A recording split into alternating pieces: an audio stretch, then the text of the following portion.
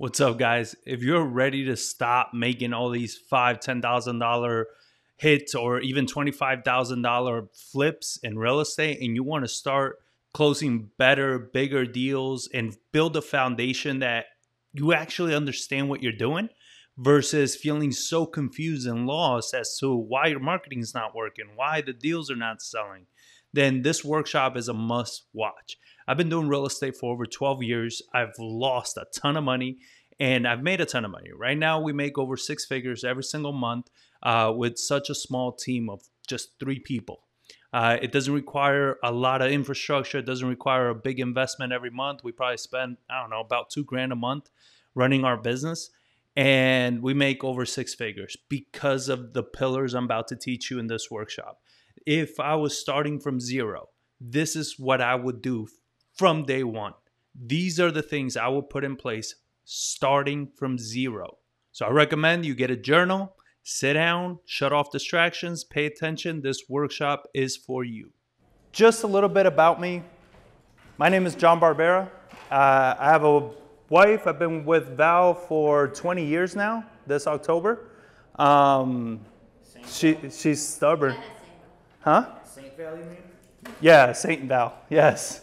And those are my 3 little kids, Nico, Lucas, and Ellie. And I'm a coach. I'm a real estate investor. I've been doing this for a little over 12 years. I've sucked for about 8 of those 12 years at this business. I've made a lot of mistakes, lost a lot of money, but I've also made a lot of money. So I found more or less of a pattern that you can rinse and repeat and kind of grow your business doing it this way. So that's exactly what I'm going to teach you guys. I read this statistic, and it says 90% of new real estate investors fail or lose money in their first few deals. And I was like, man, I didn't think it would be that low, because I've met a lot of real estate investors, and the majority of them lose money. And most of them stop doing this. So a little backstory on me. I was born in Argentina, and when I was 7 years old, my dad was told that you come to the US, you could be walking down the street and trip over $500, right? I've walked a lot of streets. I don't know what streets they were talking about, but you know, it was the American dream. Money grows on trees here, right? It's easy. It's the land of possibilities. So they packed up the family. We flew out. We're on American Airlines. I'm a little kid, 7 years old, so a stewardess comes and gives me a little package. And it's got all this like little toy plane, Crayolas, and all this. Now, when I say Crayolas, I was poor in Argentina. The only crayons I had were the pieces I broke off from school and took home with me. These were full Crayolas for me. I was like, damn, this is the promised land. Like, we made it. I had toys. We hadn't even landed in the US. So it's February '94. We land in New York. There's like 4 feet of snow out there. And the people that picked us up, they take us to McDonald's, right? So how much more American do you get than McDonald's? Go through the drive-thru, they order me a Happy Meal. It's like, wow, we're in the car, we're eating in the car? Like, we don't even get down and like just they give it to you? I was like, very cool. They give me my Happy Meal. I open the box. Slow ass burger. I'm looking at this. I was like, is this food? Like, it looked fake to me. I mean, mind you, in Argentina, we eat like real food. Like, fast food wasn't a thing. You know, you don't go to a place to get food. Like, you know, you had a chicken that just died probably like 2 hours ago. You know, like, you have real food. And then I'm looking at this burger. It has pickles in it, which is disgusting to me. To this day, I know, very un-American, but I hate pickles in my burgers. And then these soggy-ass fries. And I was like, I hate this country. You know, immediately. Like, it went to hell immediately. And the reason I bring that up is because how many of us get into real estate because it's that promised land? Man, $5,000 a deal? If I can just do 1 deal a month or every couple months, I'll kill it. You know, I'll finish the year with what, 50, 60 grand maybe? What an amazing year. This is so simple until you get started. How often does that happen? I spent the first 8 years of my career in this chasing that simplicity, you know, that ease of being in real estate. And I think that's where people struggle the most with this business. is you think it's easier than it is, so you're not willing to do the work that you should do to make the profit that you need to make in this business. It's very profitable. After all these years, after all the failures, right now I have a team of 3 people. We make over 150 grand every single month. I barely work. You understand? Like, understanding how to do this, having the endurance to outlast everybody is how you get success in this business. You gotta be willing to outwork and outlast everybody else. But it all starts in rooms like this. If you come to these rooms as a passive person, as a passive student, let's see what I learn, let's see what sticks, let's see what makes sense. I promise you, you're gonna leave this weekend and you're gonna be Sunday morning at your house being like, I still don't know what to do. I still don't know where to start. You gotta, if you're confused about something, you ask. You participate, you talk to people, you take down notes. The way I like taking down notes, I divide the page down the middle. On the left side, I take notes of whatever is being talked about. On the right side, I write down action items. You know, what could I do next? What's the first thing I can take action on? And it gets me that much more closer to my success. Your success cannot be accidental. It needs to be intentional. You need to make it happen. Your success is not just gonna happen. Just because a lot of us, right? You get started, I'm a real estate investor, that's it. I'm successful. I have it on my Instagram profile. It's like, good luck with that. Cash a check with that title. You understand? Like, you still got to do the work. You got to show up, but it's up to you. I can't force success on you guys. You understand? I would love to, but I haven't found the way. And this high failure rate is because of a lack of experience, insufficient market knowledge, poor financial management, and unexpected costs. So I'm hoping on this class that I'm going to at least cover probably one of those. But just to give you enough knowledge, enough experience, enough understanding for you to know where to go next. So the old way was pretty much doing a bunch of random marketing when we would generate deals, right? You do some direct mail. Maybe you did some, when I got started, nobody was doing cold calling. It was just direct mail. 12 years ago, I remember when you would skip trace a property, it would cost you $20 to skip trace a property because you had to hire a private eye to actually skip trace the individual. You had to pay them $20, $25 to find somebody. So then you did some marketing. Finally, somebody says yes. You lock it up. You lock up anything. Was it a deal? I don't know. Locked it up. Got the contract. Hope the buyers come because that's how real estate works, right? You get the contracts and then the buyers are going to magically show up. I don't know from where, but they're going to show up, and that always happens. And maybe you make some money and then you do it again. It doesn't work that way, okay? The buyers don't magically show up because you don't know if you got yourself a deal. You don't know what the heck you're doing. You just contracted somebody that said yes. You don't know why it's not making any money. So here's the struggle. We were not making enough money. You understand? We were going at this. We didn't know what a deal was because we would contract the property. And how many of you don't know what a deal looks like? What's a deal to you, ma'am? Oh, so no, I was saying how many do know what a deal looks like? So a lot of people, they'll say, you know, what are the formulas? 70% minus repairs, 80% minus repairs, right? Those are the formulas. Right. So with that formula, I mean, you know, that's the numbers that you run. Here's the problem with this. What is ARV?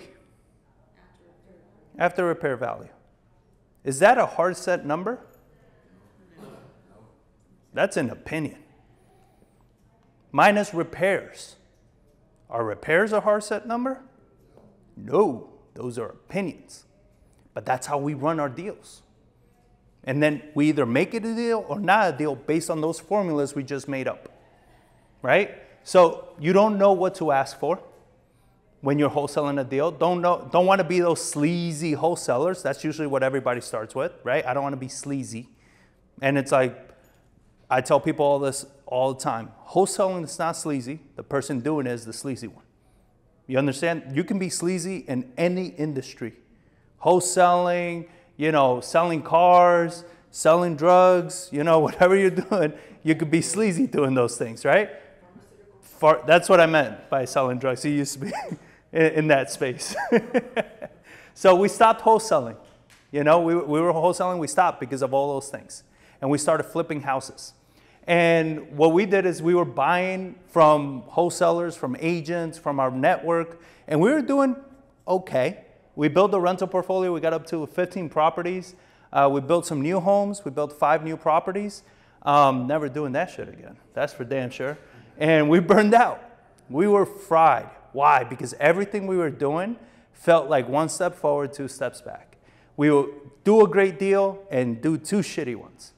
And it was just non-stop, you know? And then we would take on a flip, $65,000 renovation to walk away with $20,000 after 5 months.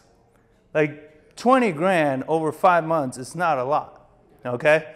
And we got to a point where we were doing 9 projects at one time, you know? So, because it was just volume. You need volume at those numbers, right? We got up to 9 projects at once. I don't have hair anymore. This wasn't, I started with long, flowy hair, you know? This is what happened. But see, you don't have that problem. You're gonna be all right. But 2020 changed everything for us, and our deals dried up tremendously. When 2020 happened, our deal flow, where we were getting our deals, dried up because wholesalers were able to get much more than what we were willing to offer. We were making offers on properties, and they're like, oh, somebody's offering me 50 grand more. I'm like, how? I was gonna make 25. Like, what are they doing paying 50 grand more, right? And then back to marketing we had to go back generating our own deals, because I was like, we need to cut out these wholesalers. You understand? We need to cut out the middleman so we can get these deals, because they're taking all the meat off the bone, right? So we started pulling lists, cold calling, SMS blast, RVMs, those are ringless voicemails. We are the reason why these things are illegal now. No, but we abused the heck out of these things. All right, we were doing SMS blasts. We were blasting like 8,000 properties a day. Like, just, it was insane. But we had some really good systems, VAs working for us. So we were able to do this. And it just wasn't enough. Still very small deals. We still dried up spells. There were moments of like, hey, this list started doing very well. We got 3, 4 deals and then nothing for months. And marketing wasn't working. Services kept changing. You know, all of a sudden this service is not working. We got to go to the other one, switch all systems over, switch all processes over, retrain the VAs all over again. And that cost a high overhead. We got up to like, I think 12 people at one time. And we weren't even able to break over like 35, 40 grand a month. That's a lot of people, all right? That's a lot of overhead. Most months we were negative. So what is wholesaling? It's a distress situation. That's what it is. I had a meeting with a guy. I asked him, hey, what's wholesaling to you? Because he wanted to start doing it. He's like, well, you're gonna find a seller, you know, typically an older woman around like 72 years old. Her husband just died, right? So that was pretty much where all the income was coming in. So she has a house that has a lot of stuff. I'm like, dude, stop. I'm like, where are you going? I was like, good luck finding that specific situation. Wholesaling is a distress situation.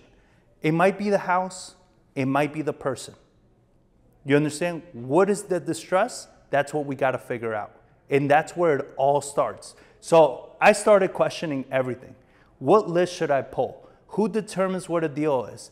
Best marketing channels. How to run better numbers. I started questioning every single thing that I was doing. What made sense? Why was it that we would hit a list, get some deals, and then it dried up? Get another list, get a deal or two, and then it would dry up. Other lists, nothing. At one point, we spent $15,000 in 1 month on direct mail. It gave us 3 calls, 2 contractors, 1 agent. $15,000 in direct mail. It went absolutely nowhere. So that's where this Pryme wholesaling method was born. I started reverse engineering the whole process, everything that we did. I'm like, what did work? If I need to figure out the numbers, what numbers do I need to figure out? Why am I missing this so much, right? And pretty much what the whole premise of the Pryme wholesaling method is, building your acquisition machine. As investors, what I learned is I can flip more properties if I'm the cost for the generation of those leads. If I can control the flow of deals to me, I can do whatever I want to do. I can flip for higher margins. I can wholesale for higher margins. So I needed to control that flow of deals, right? And this whole method came because of that. So implement a structured approach to generate high margin deals consistently. This is exactly what I teach you how to do. Now, the method that I developed has 9 pillars, 9 steps pretty much. I can't cover all of them. I will do the 2 that if I only had these 2, that's all I would need to start over and start making money, at least 30 to 40 grand a month. But I'll give you the other 9. Just scan that code. You'll get the PDF and it breaks down the other 9. All right, I'll tell you what the rest of the pillars are so you understand what the whole structure looks like. You understand what to do with it. So give you a minute. But this whole premise, 1, it's around not having to work as hard. All right, why is that? Because after a certain amount of hours in real estate, it's just not profitable anymore. There's so many hours you can put in this business with actually doing the things that are going to move the needle. After a certain amount of hours, you're just burning your wheels. You're just running yourself to burn out quickly. All right? Most of the people that I teach this to, they're doing 2, maybe 3 hours a day. You understand? To generate 30, 40, 50 grand a month. It doesn't require that much commitment because when you're doing what's actually targeted and specific, you get good results. Make sense? Pillar number 1. This is where I'm going to start you guys. This is why it's pillar number 1, right? For a reason. Market Insight Mastery. This I call the science of real estate, okay? Market Insight Mastery is understanding the market that you're in. So I had pretty much why this matters, right? So the market is what's going to dictate the deal. I had a student early on, like over a year ago. His name is Serge, lives in New York, was marketing in Georgia. He had been marketing, doing direct mail for about 8 months before he hired me. And he's like, dude, I've been doing direct mail, spending 4 grand a month on direct mail in this market. I was like, how many deals you close? He's like, none. I'm like, Jesus, you're just burning money. I was like, what do you have? We started looking at it. I was like, okay, cool. Let's start with pillar number 1. Let's run some market analytics. We started running. He was in the wrong market in Georgia. I was like, why aren't you in Atlanta? He's like, well, there's too much competition there. I was like, yeah, for a reason. Competition means that there's demand. So if there's competition, all you have to do is be better than your competition. I promise you that is not that hard. Most people doing this are extremely lazy. This is not that hard to beat the competition. But you gotta go where the demand is. 2 weeks after switching over to Atlanta, he locked up a $35,000 deal with 0 spend in marketing. Why? Because he was in the right market. This is why understanding where the market is gonna give you the power for the deal. So here's the framework for this whole pillar, right? So you're looking to find the median. The median, you're looking to find the months of inventory. Everybody knows what months of inventory is or doesn't know? Raise a hand, please. All right. Months of inventory is pretty much how fast the market is moving. All right? What's the speed of the market? You've heard 2 months of inventory, 5 months of inventory. They say a balanced market is about, 6 months. So we're looking for, my experience has been, when the market went up to 5 months in San Antonio, that was not balanced at all. That got hectic really quick. So 2 months of inventory. If you're in a market with 2 months of inventory, you got a hot market. You understand? That is a lot of demand. That means that a house gets put on the market, it sells right away. That if in 2 months nothing gets posted, all inventory will be gone. That's months of inventory. You need months of inventory. You need to understand this one stat to understand where your market is going. All these stats, we pull them on a monthly basis because over the months, you're going to see what trend your market is doing. Is it speeding up or is it slowing down? Right? How does it speed up? You're seeing months of inventory drop month after month after month after month. If it's slowing down, it's going up month after month, right? What does months of inventory do for us as well? Well, with months of inventory, we've been able to also determine what months we want to keep rentals in. So whenever we would get a new tenant that would come in December, we would either do like a 14, 15-month lease, so their lease was going to be up the next year around the March, April timeframe. Because March, April timeframe is when rents are higher. You understand? When we understand that month, those timeframes, the spring timeframes, we get higher rents, we craft our leases so all our tenants come out of that, at those points, and we get new tenants at this point. This is why this pillar is so crucial. Because when people call me and they're like, John, should I flip this house? What does pillar 1 say? John, should I keep this as a rental? What does pillar 1 say? Don't ask me. This is not an opinion. This is science. What is that market telling you? Does it make sense to have rentals, or does it make sense to flip houses? The market is going to tell you what to do. This is why we get into so much problems. We get into problems because you're doing deals in areas you shouldn't be doing those types of deals in. You're flipping houses in rental markets. You're holding rentals in flip markets. And then you're like, I'm not making any money. Yes, I know.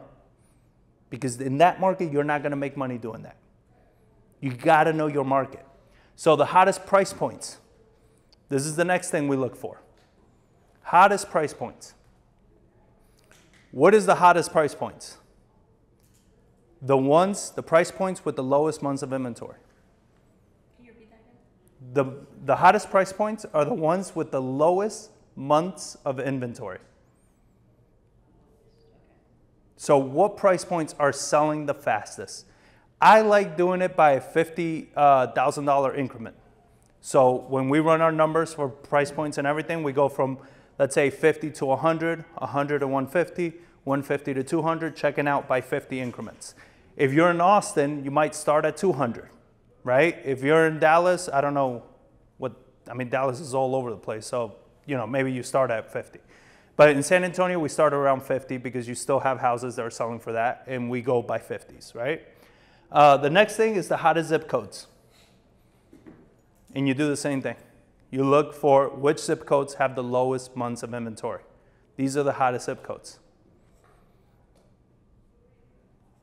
Now, let's break this down even in more detail. So you got months of inventory, 6 months is a balanced market, 3 months or less is a hot seller's market, and 4 to 6 months it's okay market, right? Now, how many of you think that you want to be in a hot market because that's when you're going to make deals? Raise your hand. Hot markets, right? In a hot market, you're going to make deals, right? We made more money in these 4 to 6 month markets than we did in the hot markets. Because here's the beauty of these markets. When they cool down like that, competition goes way down. People don't know how to structure deals. People don't know how to offer good deals to their buyers. You understand? So our competition, the quality of our competition is not really competition. You understand? We are killing it because the market is this hot. So a slower market does not mean you don't do deals. I don't want you guys getting scared because the months of inventory are at 5 months. To me, I'm like, hey, you're going to be able to negotiate some really good deals right now. Because when they're at 3 months or less, I have some students in St. Louis, they're under 2 months of inventory. It's a little harder. Sellers got options. 2 months of inventory, sellers got options, and they know they have options. It makes it harder for you guys. Because when your seller knows they can choose other things, they have other people coming in right behind them, they're less likely to take a lower offer. Because they always feel like the grass is greener on the other side. But when months of inventory start rising, now the sellers get scared. Because now they don't have all these people beating down their doors. Is that making sense? So again, this is data. We don't get emotional with data. We understand it and we use it to our advantage. Any questions? If you guys have any questions, raise your hands, okay? Let me know. Yes, sir. Where do you pull your data from? Where do I pull it? Yeah, you analyze the data. Yeah, I'm gonna go over that. I'm gonna tell you exactly where to pull it, yep. And 6 months or more is a buyer's market. But again, I mean, it's a buyer's market because there's less competition out in a market like that, right? When San Antonio, all of a sudden, it happened fast. It happened within a year. The San Antonio went from 2 months of inventory to 5, 6 months, 7 months of inventory because interest rates spiked, taxes caught up to the rise in prices, so it got nuts, right? So at that point, buyers felt like they had more choices, you know? So that's why it becomes a buyer's market. Seller demand, you know, kind of like dwindled. Sellers got scared. So you got to understand, because then this plays a massive factor in how you market for your deals. You understand? How do you do any type of marketing? It's going to matter what the psychology of the market is at the moment. It is hot, right? It's freaking hot in here. So the framework, months of inventory, hottest price points. Find the median first. What is the median price for your market? Not the average. This is very important. Anybody here that's a real estate agent, you guys love your averages. Averages are useless information. An average can be thrown off by $1 million house or a $50,000 house. A median is where the meat is where the bulk of the transactions are being done. Remember, supply and demand. Okay, we want to find the median first. And hot means speed. What are the hottest price points? The price points that sell the fastest. All right, what are the fastest selling price points in your city? And do it, like I said before, do it by the price brackets. All right. And the last thing is the hottest zip codes. So speed equals demand. And here's what's important with the hottest zip codes. We always used to do a market report for San Antonio where we would do the 10 hot and the 10 worst zip codes. And it was always fun doing it at a RIA because we would do the 10 worst zip codes and everybody's like, oh, shit. You know, like everybody started shifting because that's where they had the most recent flip or rental. They're like, damn it. And I'm like, relax. Zip codes are very broad. You can still have hot areas in a bad zip code. Okay? But this is still the basic of the whole understanding of how this model works is understanding where are the hot areas. Because what's going to happen is people want proximity. So you may not be able to live in Austin, but you can afford San Marcos, you can afford New Braunfels, you can afford San Antonio, and then you commute, right? It's the same thing in your own city. You're going to have a hot zip code, and you're like, man, this zip code's on fire. What's the zip code right next to it that's affordable? Because I promise you, that's the next hot zip code. And you can start marketing to that next hot zip code before anybody catches on. That's how we were able to stay ahead of a lot of our competition because we were getting into areas that they didn't understand yet, right? So that's what we did with Surge. When we found the median, we found the hottest, we found the zip codes and everything, we were like, dude, you're in the wrong market. Like the median in your area was 500 and something. The median in Atlanta was 200. When you look at the national average and you look at what the median is for the national average, you want to be at or below that. Because that symbolizes affordability. Affordability symbolizes demand. As investors, again, we are not emotional. We look for demand. Where's the demand? And we're going to supply it. It is not, and I tell investors this all the time, when they're like, but I don't like that area. I'm like, but you're not going to move there. You know, like, it's not about you. If you're looking for a house for you to move into, okay, tell me your feelings. Right? But until you're going to move into it, your feelings are irrelevant. And I don't mean it to be a dick or anything. It's just, seriously, you cannot have emotions on this. You got to be cold. Look at the data. The data is going to tell you where you need to be. But I get people all the time, but I love the South Side. Like, well, then go move to the South Side, but don't invest there. You understand? Like, it's not about where you love. It's not about you. It's about what's going to make you money. What's going to make sense. That's I mean, know your market. You know your market, you're going to know exactly what you need to be doing. I can't state that any simpler, all right? Here's the exercise. Find your months of inventory. I want you to all, you got phones, computers, go right now. Type in the market that you're in, right? I usually like searching by counties, but type in the market that you're in. You know, let's say you're in Bexar County, housing months of inventory. Type that in and tell me what you guys are getting. Anybody else in Harris County? 1.2 in El Paso. 1.2 months in El Paso. I have heard that it's on fire over there. And not just because of the heat.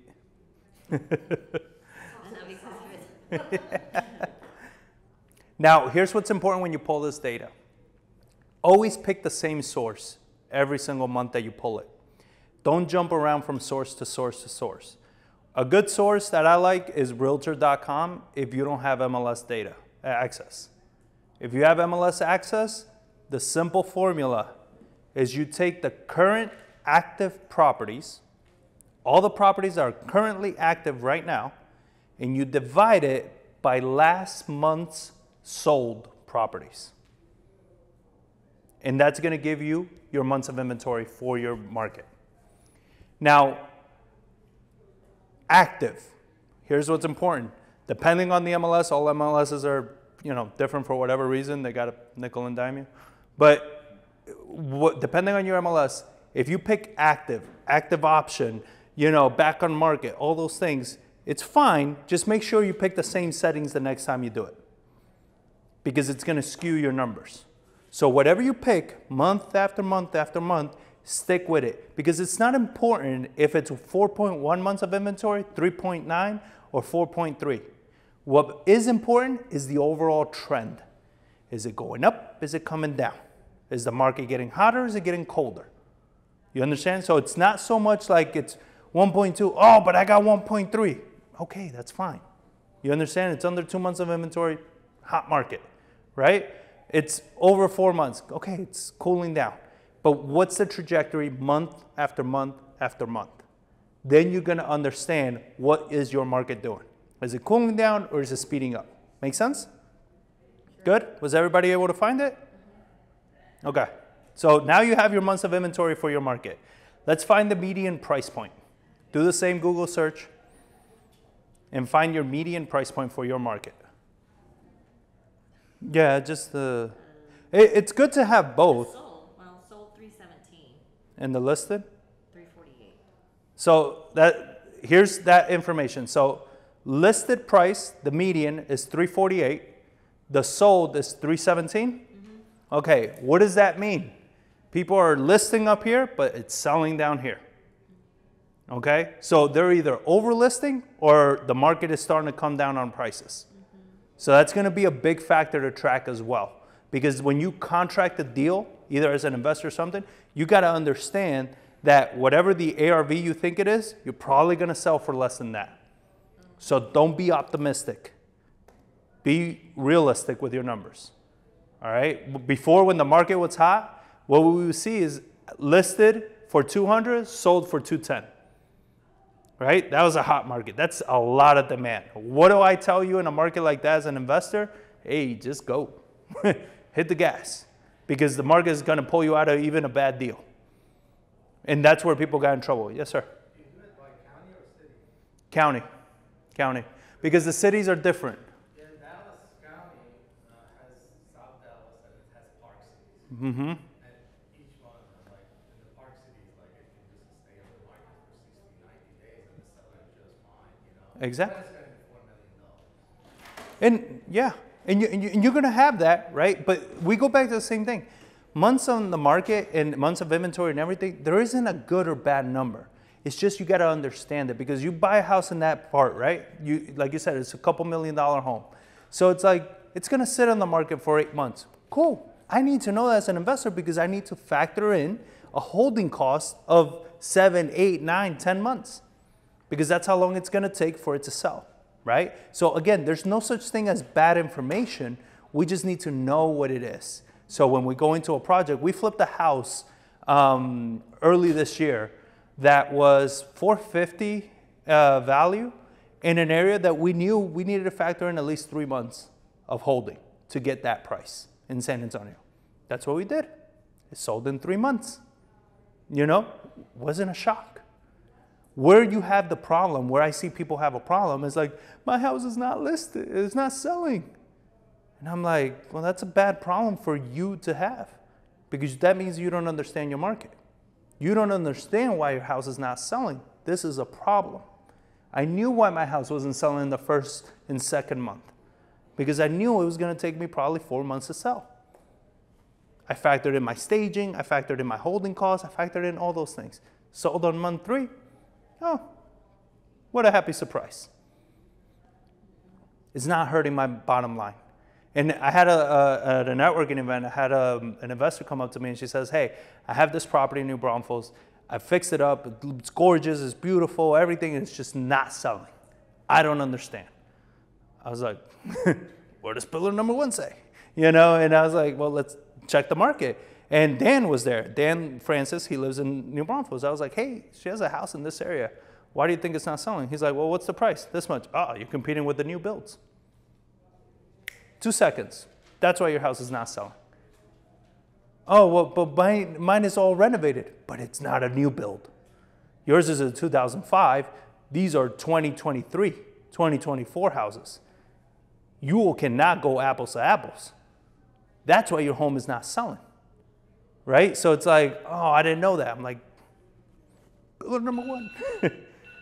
Make sense? So again, it's not good or bad information. It's just you need to understand these things. So now you know your median price. Now we find our hot areas. Our hot areas are a little bit harder to find because I like using the MLS. So we actually pull the data from the MLS. We pull all of the solds from the MLS, all of them.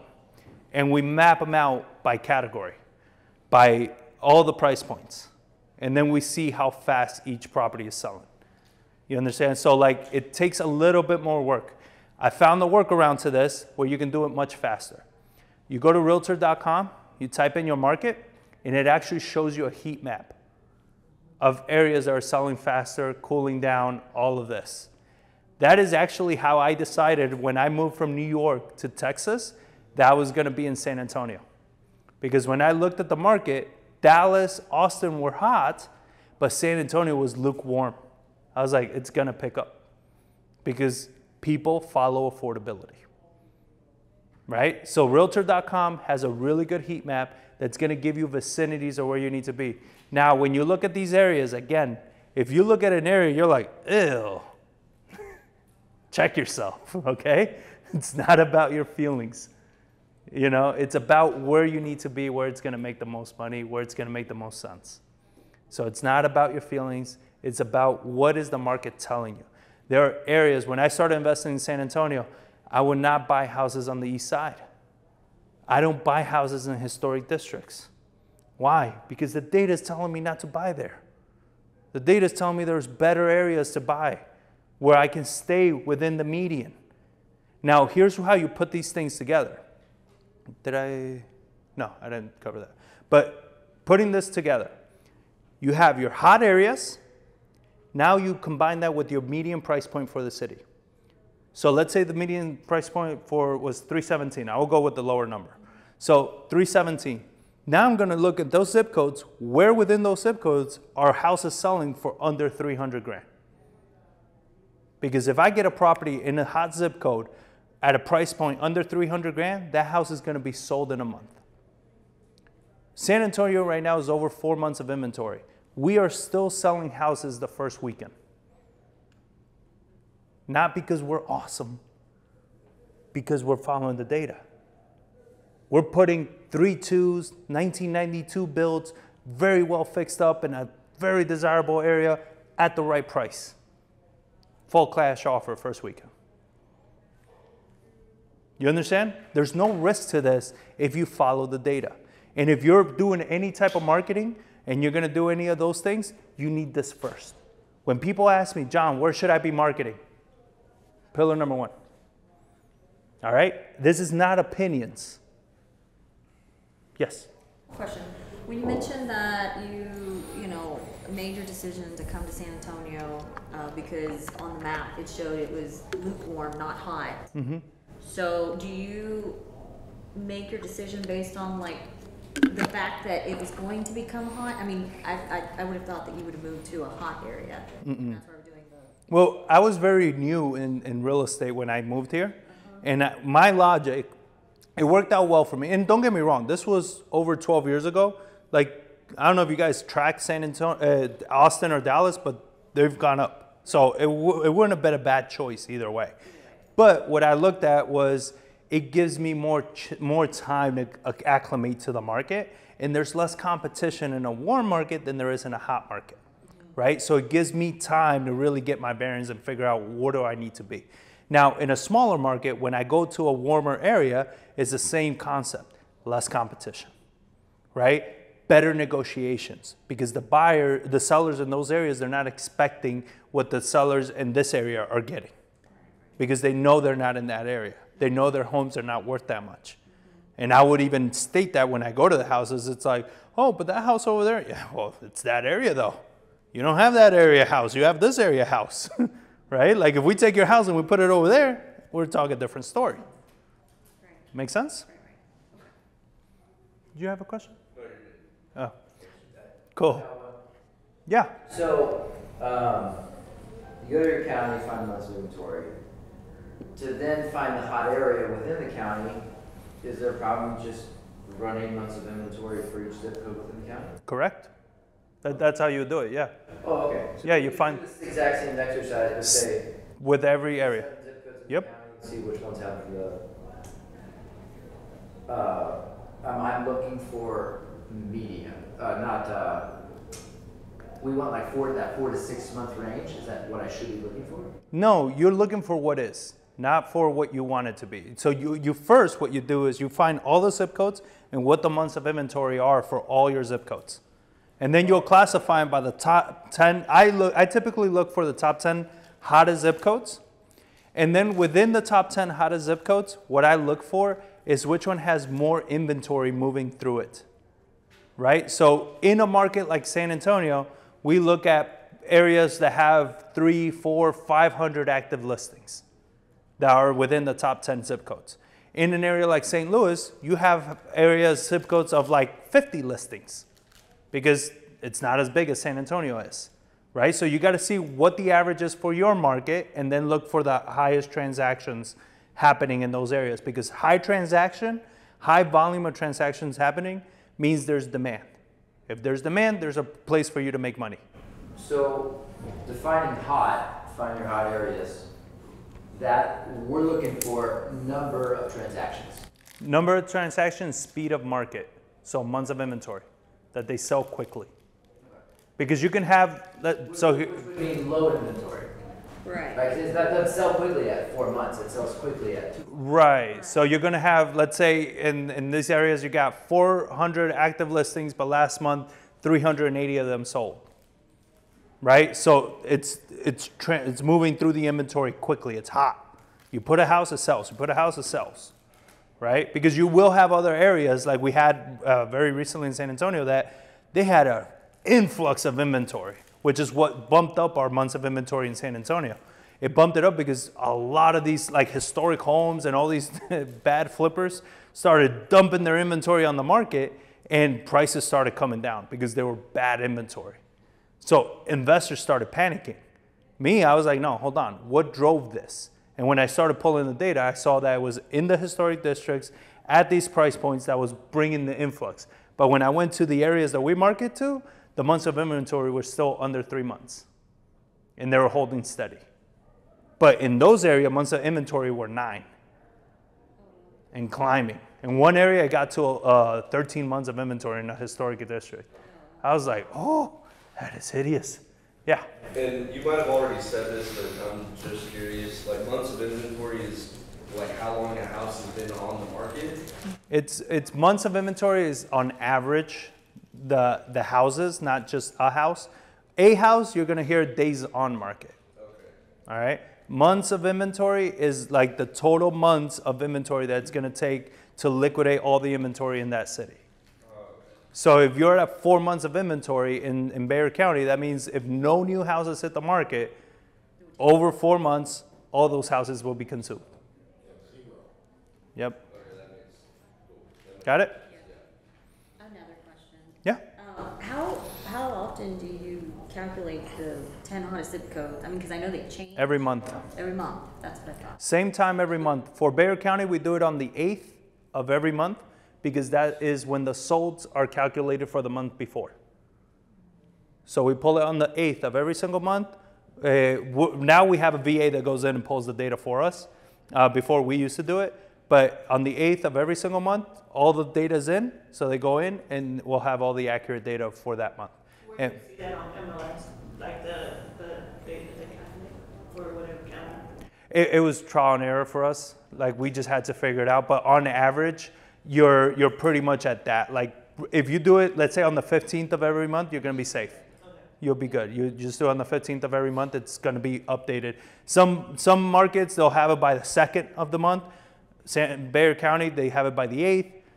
You know, it's just pick a day that's safe so you have all the accurate data for the previous month.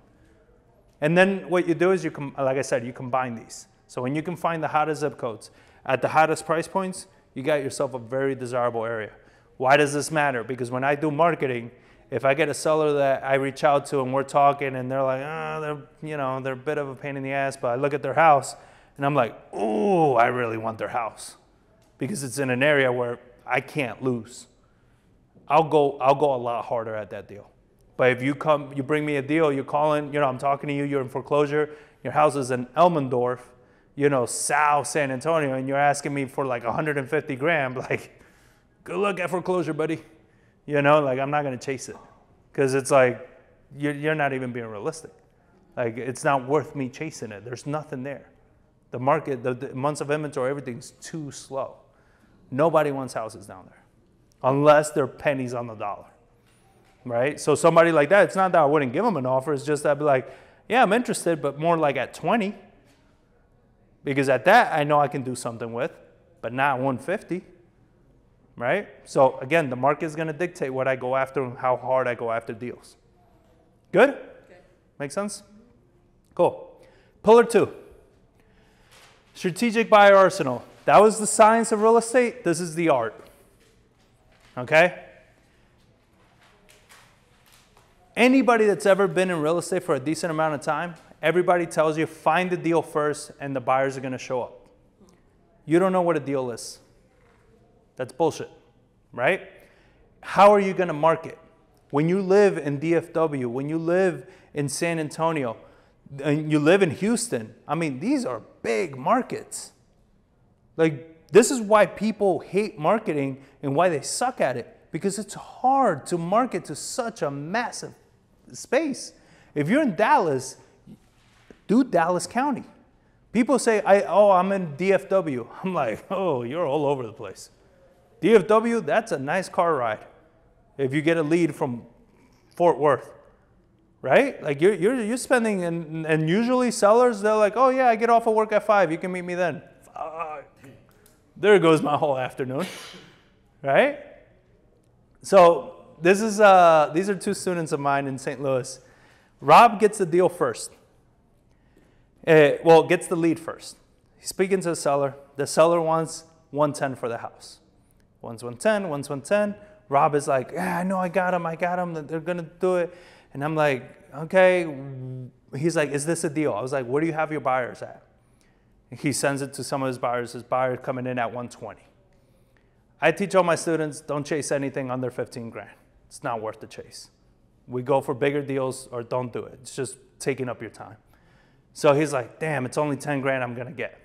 It's not worth the time. I was like, well, let's negotiate. Let's try to get it. So he's trying to get it for 90. Kyle comes in, gets the same lead. He calls me. He's like, hey, I got this lead. I was like, ooh, this is fun. I was like, but they came at me with 2 different problems. So I'm always going to give you the best advice, right? Because like you had a different problem than Rob did. And he's like, they're asking for 114 now. What do I do? I was like, well, where does your buyer come in at? He goes to his buyer, comes back. He's like, well, my buyer says he can do around 160. I was like, first of all, don't give him 114. Never give a seller what they're asking for, always lower. Because when you give a seller what they ask for, they feel like they should have gotten more. And then you get that seller's remorse. Even if you give them 13.5, it's still better than giving them 14. Make sense? So he goes to the seller, he says, hey, I can do 110. Oh, but I want 114. He's like, well, I have the contract right here, I can do 110 right now. Or you can hope and pray that somebody gives you 114. Got it locked in. By the end of the wholesale, Kyle made $62,000 on that deal. Rob couldn't even make 10. Was that a good deal or a bad deal? Depends on your buyer. For Rob, that wasn't a good deal. So who's Kyle's buyer? That's the point. He finds good buyers. You want to know who he is specifically? I mean, he's in St. Louis. Hedge fund or? No. Yeah, I want his number. But Kyle had the buyer that made this a deal. This is the key that I picked up on, is that it's not about the 70% minus repairs and all that nonsense. Because this guy ran those formulas. And he was at 120, and that's what made sense for him. He's not wrong. That's what makes sense for him. But this guy made it work at, like, I think at the end of the closing was like close to 170 is what he paid for it. I'm gonna ask a stupid question. No such thing. So in Rob's case, if he knew that this property, that he could get more from it, but he just didn't have the buyer, what is the harm in him securing it for himself and holding it in preparation to wholesale it later at a preferred price? Right, because he didn't know that he could get more. At the time, his buyer pool, the best he could get was 10 grand. He didn't know he could get more. Does that make sense? Like, so him securing it, and I teach this to everybody, we don't want to be the scumbag wholesalers that secure a property, hold it for a long time, give the seller hope, and then say, hey, I got to lowball the hell out of you now because I contracted too high. Or I got to back away because I can't close it. What if he just took it himself? Like, what if he said, It's a tremendous risk. Because at that time, his best buyer is telling him 120. You understand? So I don't recommend anybody take a risk on a deal that you're not sure what to do with. And he's not an experienced flipper, right? If he was an experienced flipper and he's like, oh yeah, I could take this down, renovate it, do that, cool. That's why we do it, right? You generate your own deals. But he didn't have that experience and he didn't have the buyers. So anything he would have done, it would have been a waste. It would have been a mess. Does that make sense? So and this is why we build the buyers list first. So the strength of your buyers list determines how much you will make on a deal. When there's no demand, it's not a deal. I get so many people that come to me, it's like, John, I have a deal, I just can't sell it. Like, you have a contract. You don't have a deal. Deals make money. Contracts you can't push.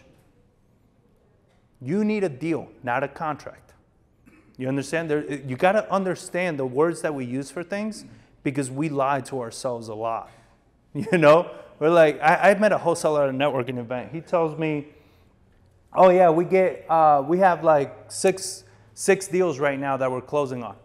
I was like, you are actually closing on 6 deals? Well, no, we're going to close on like 3 of them. And what's wrong with the other 3? Oh, we're probably not going to close on them. I was like, why'd you contract them? And he looked at me like I just asked him like the most complicated mathematical question in the world. Like why, what? Like, those sellers think that you're solving the problem. How long have you had them under contract? Well, like a few weeks now. And you're gonna what, back out? Like, well, yeah, I can't sell them. Sorry for my French, but you're an asshole. You understand? Like, to me, you're being an asshole. I contract 5 properties, I close 5 properties. People, it blows their mind. They're like, what's your close rate? 100%? Like, what's the question here? How do you close 100%? Because I don't contract things I can't close. I'm not going to waste their time or mine. Because what you're telling me is those 3 houses, let's break it down. How long did you spend trying to find a buyer for them? Oh, way too long. But I got a dispo person. It's like, okay, buddy. I'm like, you got a dispo person. The amount of time you're spending trying to wholesale that house, I did 3 other houses. It's just wasting your time. This is why we burn out. You are doing so many things that are just not moving the needle. You understand? You got to do the actions that are going to get you paid. When a deal's not a deal, move on. Don't try to make it a deal out of just sheer will and hopes and dreams, right? Like, it's not worth it for you. I promise you this. I've done it. I had chased a foreclosure deal for almost 5 months. My business partner and I, John, he does the title stuff. It was fighting with the bank, everything. We thought we were gonna make like 8 grand on the deal. We walked away with a tremendous $178 wholesale fee. Oh, wow. We took a really nice lunch that day. It backfired tremendously. But we were in it, and we weren't going to leave the sellers high and dry, right? So we still found the buyer. All it did for us was 178, but we were able to help the seller save from a foreclosure, and it got the buyer a deal, right? Like, we didn't make out anything. 5 months of work on that deal for no reason, right? This is what I'm trying to help you guys avoid. Well, that was backwards. Your buyer's list is your profit lever. Understand that. How much money are you going to make? Depends on the power of your buyer's list. Nothing else. If you don't have a strong buyer's list, you do not have a profit lever. You're just hoping for deals. You are hoping to do something. And man, hopes and dreams, there's a lot of people in college with those. Now, the strategies that are working are going to be shown to you by your buyers. When I go to a market, when I went to, right now I moved and I live in Tennessee, I live in Chattanooga, and I went to a networking event. First thing I do, what are you guys buying here? Doing flips? Oh yeah, we're doing flips. You doing rentals? Yeah, this area is great for rentals. Owner finance? What's that? Wow. I was like, okay, not the kind of market for owner finance. Flips, rentals. What else are you guys doing? We're doing development. Because Chattanooga's booming, it's growing, everything, so they're doing a lot of development. I'm an investor. Do you guys think I'm gonna look for multifamilies, Airbnbs, mobile homes? Nope. Flips and rentals, and maybe development. Why? Because the people that are in the market making money day in, day out are doing it that way. Why am I gonna chase something that's not making money in that market?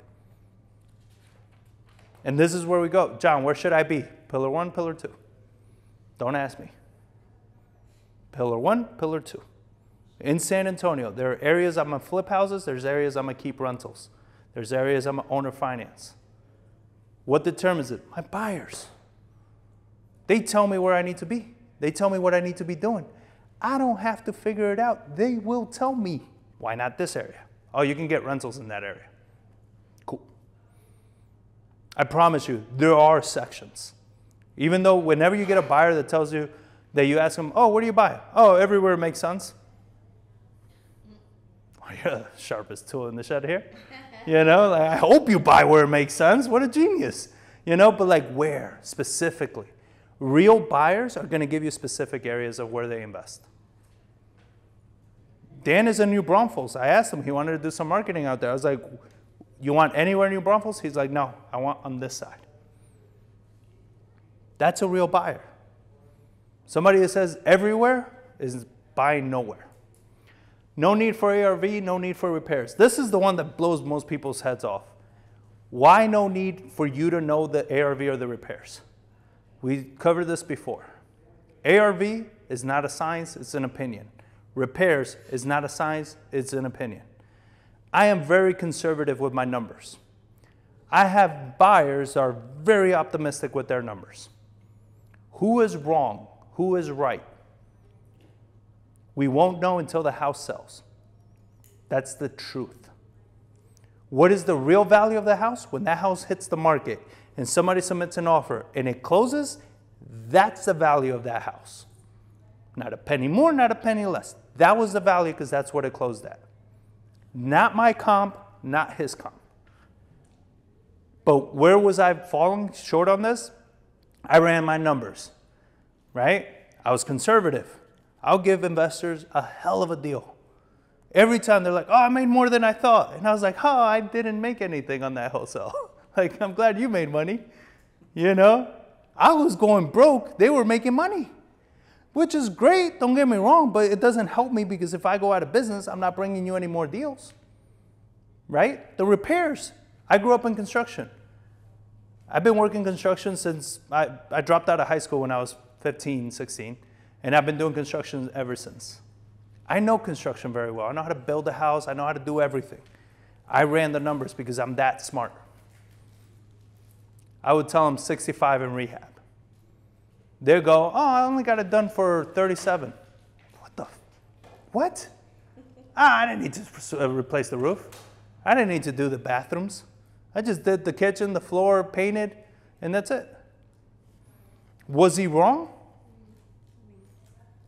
Who was wrong? Who lost out? You did. Right? So with no ARV, no repairs, what do I do now when I wholesale a deal? Here's the property.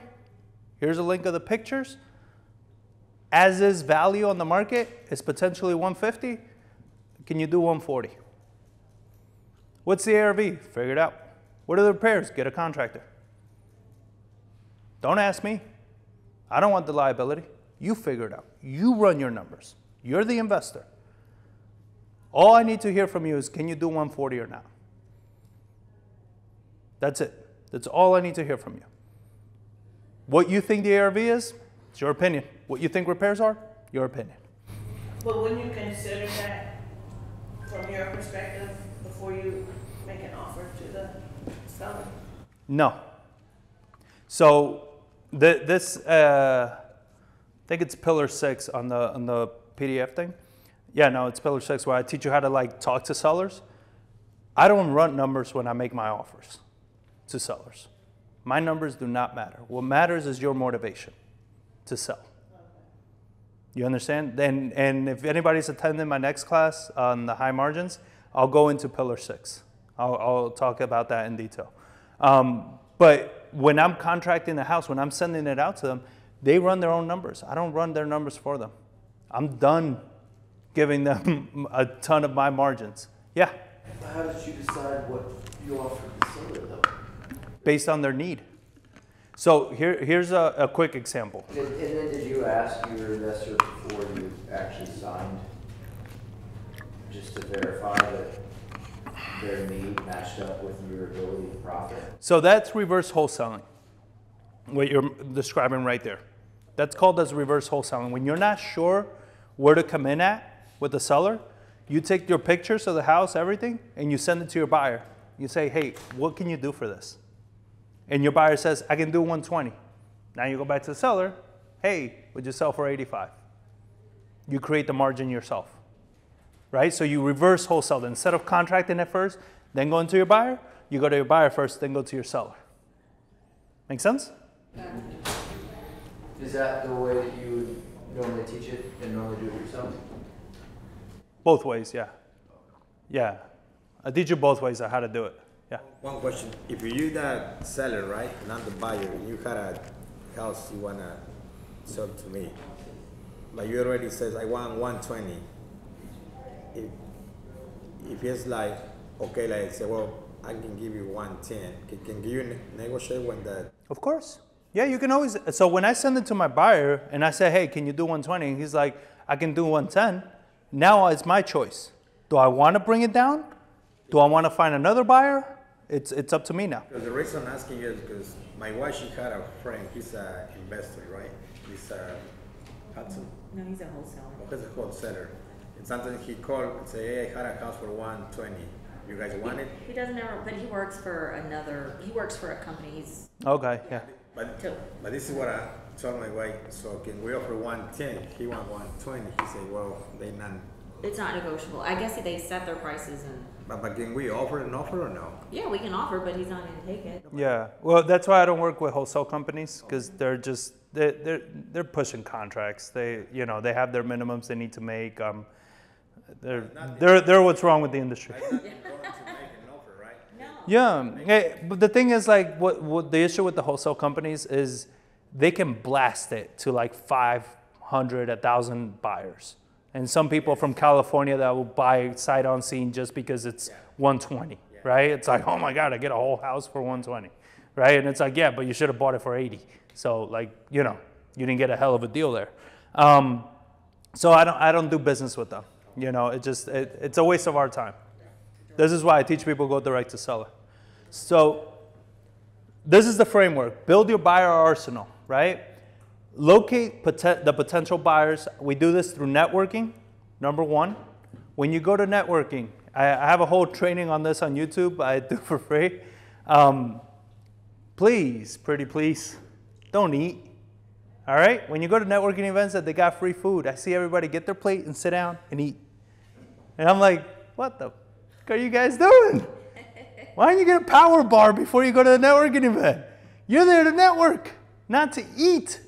Like, let's not eat all the damn time because you're losing potential buyer contacts. But you work the room with your buyers, all right? You get to meet as many potential buyers as you can meet. And then throughout the week, you're gonna do follow-up meetings with these people. So networking events, Facebook groups. Facebook groups, you type in real estate investors in your city. You join all of them, every single one. After a month or so of you checking out every single one, you're probably gonna end up with 2. That are the ones that actually do something. The other ones are probably just noise, right? Every market is the same. I've done it. I've done it in Florida, Texas, Tennessee, St. Louis, or New Orleans. It's always just 2 groups are pretty much the heavy hitters. And then other wholesalers. I have partnered with other wholesalers in the past, especially when you're starting off. If you know another wholesaler in your market that they have access to buyers, you can partner with them, right? You can partner with them one of 2 ways. You can tell them, hey, I'm looking to get this price for it. You can put whatever fee on top of that. If you can, that's you. Or if they can't, they're like, no, I have one at that price, then you can split the wholesale fee 50-50 for them bringing you the buyer, right? Either way, you get the deal moved, you get paid, it works out well. Do we know how long this class is for? 3:30. Oh, okay, cool. I was like, ooh, I'm not gonna, no, there's a lot to teach. The second one is qualifying the buyer. So we're vetting them. We are storing them in a CRM, or what I used to do when I didn't have a CRM is I stored them in a Google Sheets, right? Their name, their phone number, and then in the notes, like what is it that they're looking for and stuff like that. CRM that I like to use is called 𝑟𝑒Simply. 𝑟𝑒Simply is a CRM that I like to work with. If you guys shoot me a message, a DM or something, I can send you a discount code for those. Like I have discount codes for like all these platforms and stuff. So 𝑟𝑒Simply, but simply ends with a I, not a Y. Yeah. And then you stay in touch with your buyers. Funny thing with that one, most people don't. You talk to a buyer today, you never speak to them again. A lot of people ask me, John, I don't have any deals. Why am I gonna find buyers? So you can get deals. Buyers aren't gonna wanna talk to me because I don't have deals. The majority of wholesalers, when they connect with buyers, don't have deals in the moment. Okay? Most people that have added me to their buyers list, they never had a deal in the moment that they added me to their buyers list. It's just what it is. Stop letting these things stop you. This is the process. Okay? There's no loophole of like why you shouldn't do this. This is it. Pillar 1, pillar 2. And then you leverage them. How do we leverage buyers? I started broke in real estate. No money, nothing. The only marketing I did when I started, I will get a yellow legal pad like the one that LJ has, a red pen, one of those plastic red pens, and I would hand write letters to sellers. That was the only thing I could afford. I had it at 56 cents a letter with stamp and everything.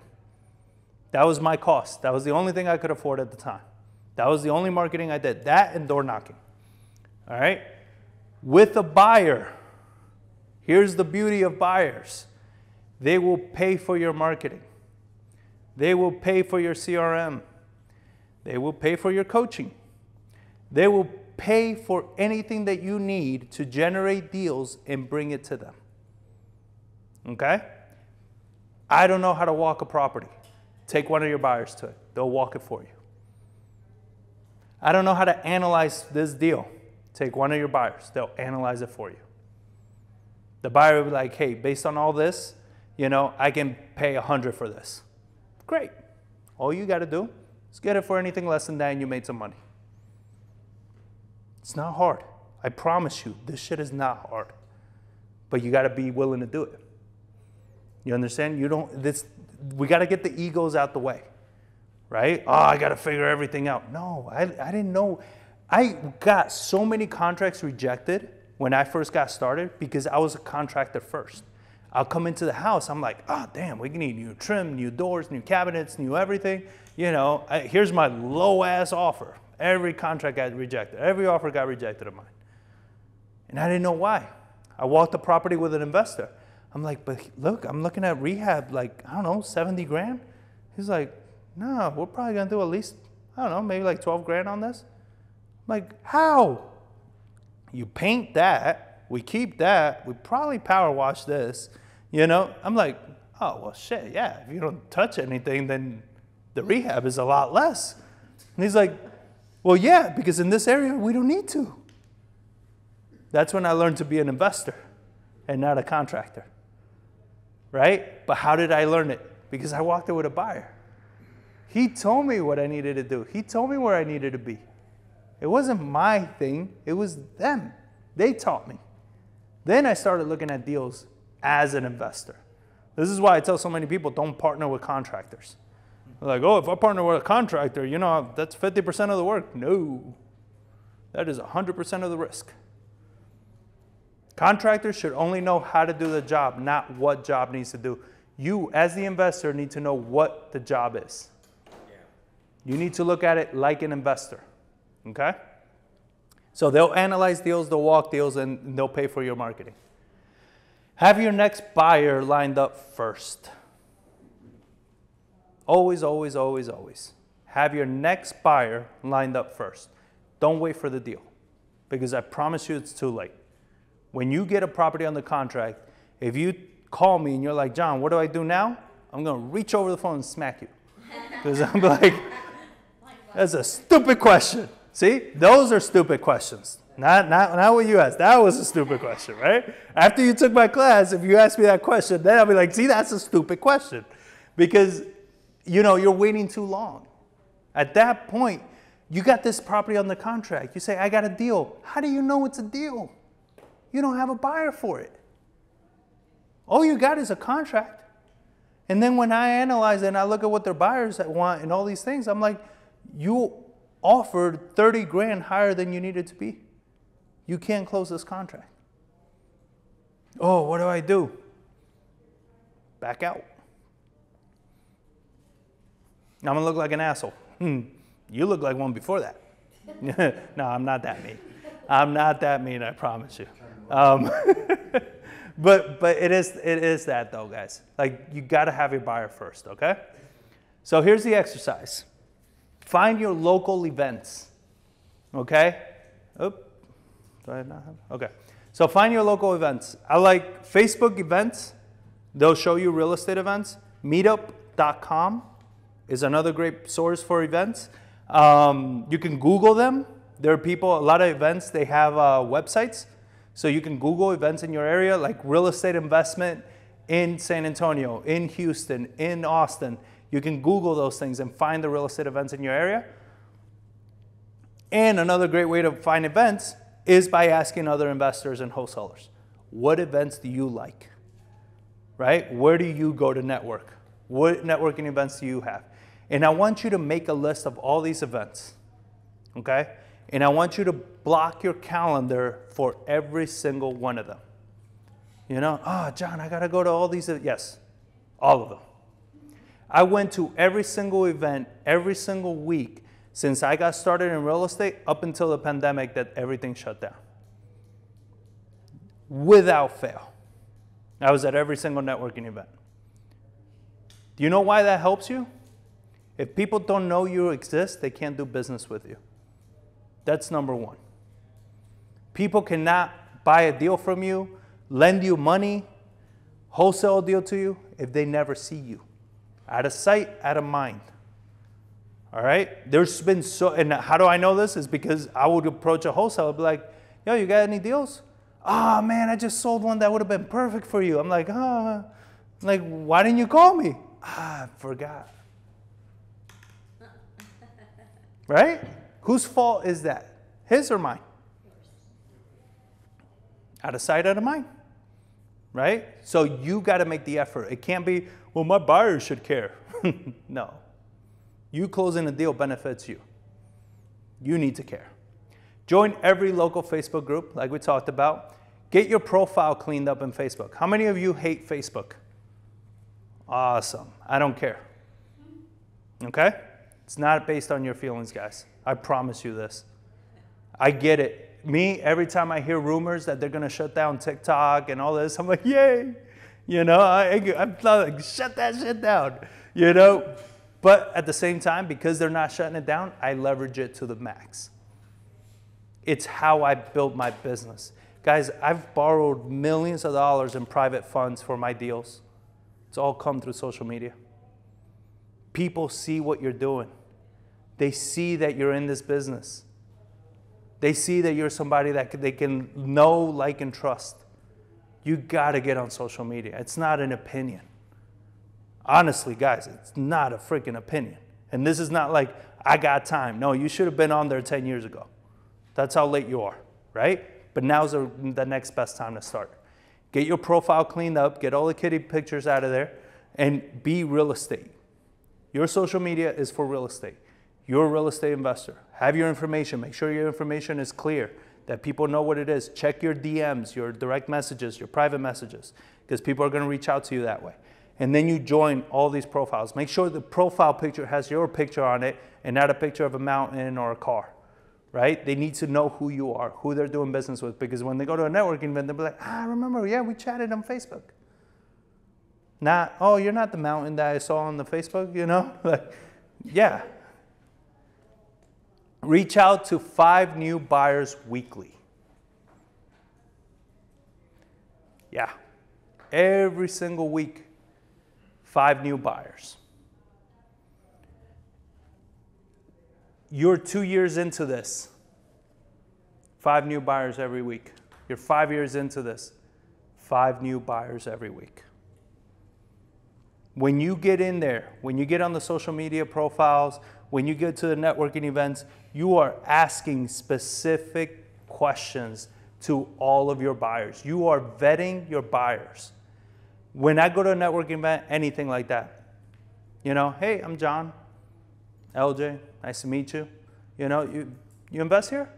Yeah, I invest. Oh, wow, very cool. How long you been doing that for? Oh, you know, 5 years, 10 years, whatever.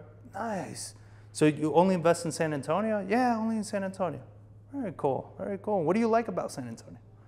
Oh, you know, I just like this area, or actually San Antonio's been kind of tough lately.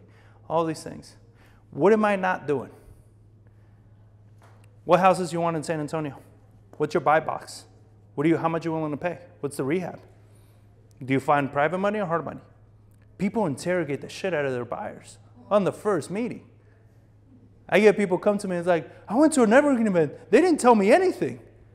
I was like, what'd you ask? Brah! I'm like, oh, bro, you interrogated the hell out of them. I was like, this is a conversation. This is a conversation that we're having.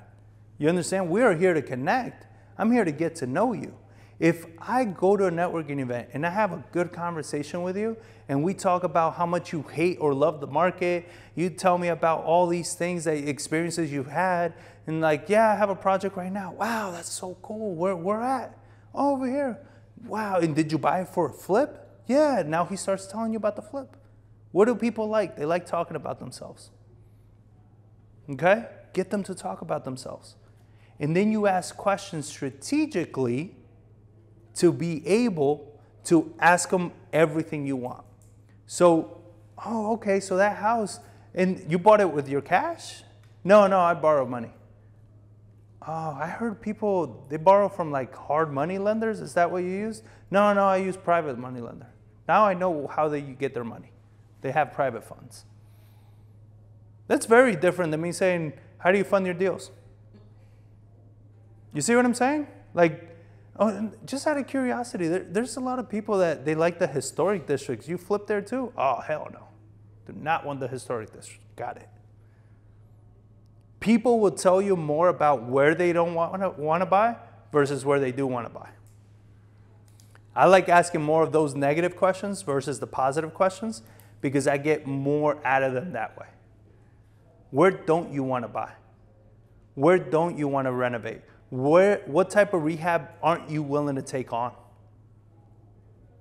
You know, do you like doing additional dwellings? Oh, no. Would you do additions, foundation? No. If it has foundation issues, you know, I don't want it. That's when I walk away. You're in San Antonio. What the fuck are you doing? You know, like, ever since I moved to San Antonio, they're like, you got two types of homes. Those that have foundation issues and those that are going to have foundation issues. And then I get a buyer that's like, I don't want houses with foundation issues. I'm like, where are you moving to? You know, because you're not going to get it here. So, but I ask these questions. I get to know my buyers. When I talk about a buy box, I create it for them because most buyers don't have one. Very, very few buyers have a buy box. And up until recently, nobody even used the term buy box, right? Because they didn't know what that was. So what do I ask them is like, what size of town? Why those areas? What attracted you to that area? Oh, okay, that's cool. It's a more engaging conversation. And once I see that, it's like, and do you do like one project at a time? Oh, sometimes I take on 2 or 3. Oh, wow. So, and this is how surprised I am. You know, it's like, I just sounded like a little kid at Disneyland. Oh, wow. But I do get excited, right? Because they get excited too. And I'm like, man, so you're able to do more than 2. Do you have like a crew of people? Do I really care that he has a crew? No. What I care about is that he's able to do multiple projects. Why does that matter to me as a wholesaler? Because if he's doing currently a project and I get a deal, I know that he can take on another one. But if I get a buyer, and this is crucial, all my buyers, I require them, my VIP buyers, I require them to do at least 7 projects a year. Anybody that can do 7 projects a year, they can handle multiple projects at once. This is crucial because I have other buyers, which are, I call my second tier buyers, that they only do a project at a time because they have a certain amount of funds, they buy a house, they renovate it, they sell it, then they buy another house. The problem with those people is they pay premium. Trust me, they pay premium. But you got to catch them in between. You got to catch them at that right time that they're finishing up a project so they can buy yours. But my VIP buyers, they can buy multiple projects at once. So I'm looking for my buyers that can do more than one deal at a time. So I'm asking them those questions, right? Can you do this? Why? Because I need to know if you're gonna be a buyer that I'm gonna follow up with. Once I get these questions, that conversation is 5 to 10 minutes tops. Once I figured out, I'm like, okay, these guys are serious. Like, hey, I want to get to networking with a few more people, get to meet some more people. Do you mind if I just give you a call like this week and maybe we just meet up for coffee or something? 9 out of 10, they'll say yes. You know, unless I'm the buyer you're reaching out to, I'm like, nope, you can call me. But you take them out to coffee, get to know them later, not at the networking event. Why? The networking event is probably 2 hours. You can't spend the 2 hours talking to one person. That doesn't help you. You got to talk to as many people as possible. And social media is the same way. You're in social media, you're on Facebook, you look at the posts that are being done. When you see a wholesaler, I have a deal on this side of town, you know, here are the numbers. And people are like, DM me, send me the thing, here's my email, blah, blah, blah. Those are all potential buyers. Reach out to every single one of them. You direct message every single one of them. You can send them a friend request and then direct message them. Hey, I saw that you were looking to buy a house in this area. I've been getting some deals in that area. Could I just speak to you and see what your criteria is? You get buyers like that. That strategy came out of the pandemic. I needed buyers and there wasn't any networking being done. So that's where I started finding buyers off of Facebook and stuff like that. And you DM them, you send them a direct message, right? And then you're asking these questions and you're having the same conversation. You're not interrogating them over DM just because it's text. You still are asking them questions that makes them want to speak to you. Make sense? Yes. So when you're reaching out to these buyers, when you're connecting with them, we're building a database. of buyers. Where are they buying? Why are they buying there? All this. Why? You take pillar 1, you take pillar 2. Now you know where you need to be marketing. All right? This is how we put it all together. What market are you in? Is it hot? Is it cold? Is it cooling down? Is it speeding up? What's the meeting? Is it an affordable market? Right? What's working in that market? What strategies? Buy and hold, fix and flips, owner finance. If you are in San Antonio and you tell me I want owner finance, I'm going to go to a very specific side of San Antonio for those deals. They're not everywhere. Who are your solid buyers, your VIP buyers? Who are these people? And guess what? This is not about quantity. It's about quality. 4 to 6 solid buyers is all you're going to need for your business. You do not need a list of 25 buyers, 50 buyers, 100 buyers. All that tells me is you do not know your buyers. And when you blast to a list of that size, you're going to have some fun returning all the calls and emails and texts and everything from all the wholesalers and everybody in between that's just wasting your time. John, there's actually buyers that buy or fix 7 to 10 properties a year or more a month. A year, yeah.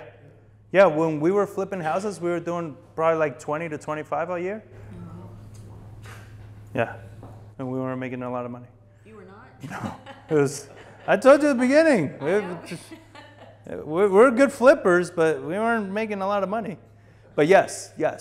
Any good investor that's been doing this for a while that only does fix and flips and stuff like that, they have to, because they can't make enough money if they're not doing volume. You understand? It's funny, but most fix and flippers, they average 30 grand on a flip. Because of these things that I'm teaching you, and the fact that we generate our own deals, we average $80,000 on flips. I average 45 to 50 grand on a wholesale. Not 15. So you find that these buyers, they rely more on wholesalers to bring them deals, or they do their own marketing? You what? Do these buyers, do they rely on wholesalers to bring in the deals to buy them from, or they do their own? No, I don't have any buyers that do their own marketing on my list, because then it's like me. I tell people this all the time. If you're in San Antonio and you have me on your buyers list, you do not have good buyers on your buyers list, because I do not pay premium, because I can generate my own deals. You can generate. Exactly. Our minimum on a flip that we're willing to take on is 50 grand, and it better be a light in and out rehab. Something that I'm in and out in a week and a half, maybe 2. If it's taking any longer than that, it needs to be more. It's not worth it, because those are the deals I'm generating. Why am I going to tie up my capital on something less when I know I can make 80, 90 grand on my own? It makes no sense. So that's why we don't look for those types of buyers. Make sense? Supply the demand, guys.